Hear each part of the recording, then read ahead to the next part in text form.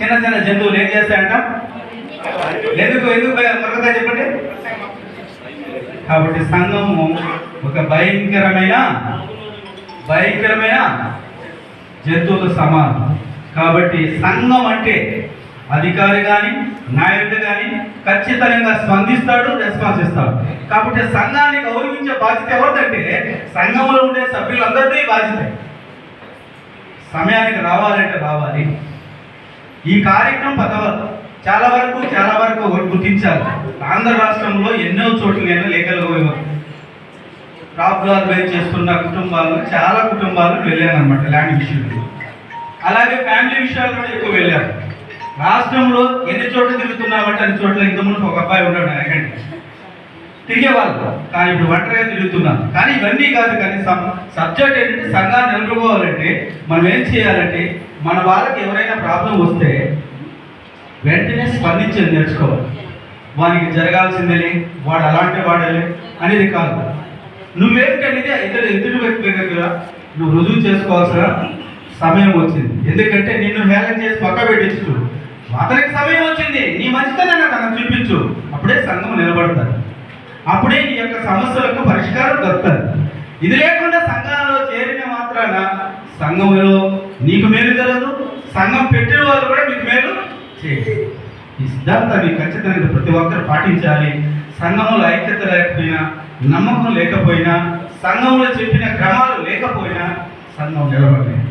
కాబట్టి మనం చేయాల్సిన ముఖ్యంగా ఏమిటంటే మన ముందున్న నాయకులు చెప్పిన మాటను వేదంగా భావించి ఆ క్రమంలో మనం నడవాలి.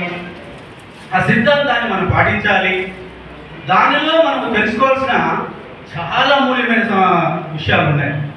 ఫ్యామిలీ విషయాల్లో కానీ, ల్యాండ్ విషయాల్లో కానీ, పెన్షన్ విషయాల్లో కానీ, ప్రభుత్వం ఇచ్చే ప్రతి ఒక్క రాయితీలో కానీ మనం ఎలా దాన్ని సంపాదించుకోవాలంటే మనం ఒంటరిగా వెళితే ఏం చేస్తున్నారంటే అధికారులు కానీ నాయకులు కానీ కొట్టివేస్తున్నారు. అతని బ్యాక్గ్రౌండ్ చూసి కొట్టివేస్తున్నారు. మనిషిని మదించడం లేదు. అంతేలా ఒక స్టేట్ లీడర్గా మేము వెళ్తే కలెక్టర్ ఆఫీస్ కాడ రిటర్న్ చేసాం ఒకరోజు. ఆ మరుసటి వెళ్ళి కలెక్టర్ గారికి ఎంత అంత కాదు, హాఫ్ అన్ అవర్ తీసుకున్నాను క్లాస్. ఒక సమాజంలో అన్ని విషయాలు తెలిసిన వ్యక్తిని వస్తేనే మమ్మల్ని ఇంత నిర్లక్ష్యం చేశారు. మాతో సమాజం ఏదో ఇబ్బంది ఉండి మిమ్మల్ని కలవాలని ఏం చేస్తారని ఒకే అన్నమాట ఏంటంటే సారీ ఎక్కువ మాకు కొన్ని సీఎం గారు పెట్టారు కాబట్టి మేము ఫుల్ విజయకున్నామన్నాడు. కలెక్టర్ గారు ఒకటే మాట చెప్పారు, అయ్యా మీ పనులు మీకుంటాయి, మేము ఇక్కడ రావాలంటే సామాన్యమైన వ్యక్తి రావాలంటే ఎంతో ప్రయాసం. ఒక దివ్యాంగులు నడవలేరు, వీల్చైర్లు తోసుకొని రావాలంటే మనిషి కావాలి, ఆటో కావాలి, వాళ్ళ ఖర్చులు ఎంత, వాళ్ళ ప్రయాసం ఎంత, వాళ్ళు రావాలంటే దగ్గర రావాలంటే వెయిట్ చేయాలంటే ఎంత ప్రయాసం ఉందనేసి అతనికి క్లుప్తంగా వివరిస్తే తను ఏం చేశాడంటే ఇప్పుడు 52 డిజేబుల్ పర్సన్ వచ్చిన ఫస్ట్ వీల్చైర్లు తీసుకొచ్చి ముందు నిలబెట్టేది అంటున్నాడు. మా తిరుపతిలో ఎందుకంటే రాష్ట్రం నలుమూలలో అంతర్జాతీయ వికలాంగుల దినోత్సవం జరిగినప్పుడు 4 సంవత్సరాలు చేశారు.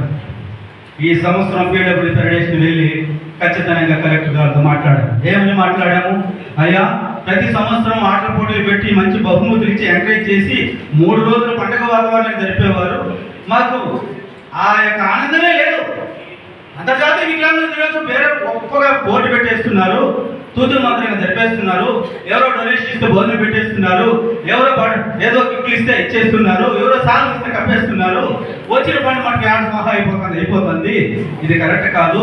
మా వాళ్ళు ఈసారి ప్రతి ఒక్కరు స్పోర్ట్స్లో పాల్గొనాలి, వారికి బహుమతులు ఇవ్వాలి, యథావిధంగా ముందు జరుగుతున్న విధంగానే కాకుండా గ్రాడ్యుయేట్ జరగాలంటే ఆయన సొంత డబ్బుతో ఫండ్ ఇచ్చి ఆ స్పోర్ట్స్ ప్రోగ్రామ్ ఒక జిల్లా కాదు, చిత్తూరు తిరుపతి 2 కలిపి పెట్టారు.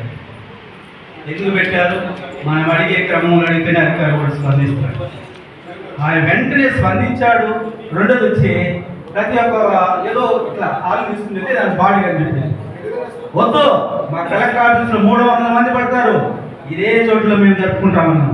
అదే చోటు కలెక్టర్ గారు ఇచ్చారు. అదే చోట కలెక్టర్ గారు వచ్చినా కూడా కానీ మా జన సమూహం ఈసారి ఎంతమంది వచ్చారంటే 500 మంది వచ్చారు. 150 మంది 100 మంది కంటే ఎక్కువ వచ్చేవారు కాదు, 500 మంది ఇంచుమించు వచ్చారు. కారణం ఏంటంటే మన అభివృద్ధి అనేది ఒక్కొక్కటి ముందుకు వెళ్ళాలంటే ఎవరినో ఒకరిని ముందుకు మనం నడిపించాలి. వాళ్ళు డిస్కరేజ్ చేసే విధంగా, వారు వ్యతిరేకంగా నడిపించే విధంగా లేకుండా సమాజానికి సంఘం చాలా అవసరమైంది. వెళ్ళకుండా మైండ్లో వస్తుంది ఆ మాట, రేపటికి ఉపయోగపడుతుంది. సంఘం అంటే అనేది ఒక అవగాహన అనేది మీకు తెలుస్తుంది. సంఘం అంటే ఒక ఐక్యత, సంఘం అంటే ఒక ఆలోచన, సంఘం అంటే ఒక క్రమము, సంఘం అంటే ఒక సిద్ధాంతము, సంఘం అంటే ఒక పోరాటం.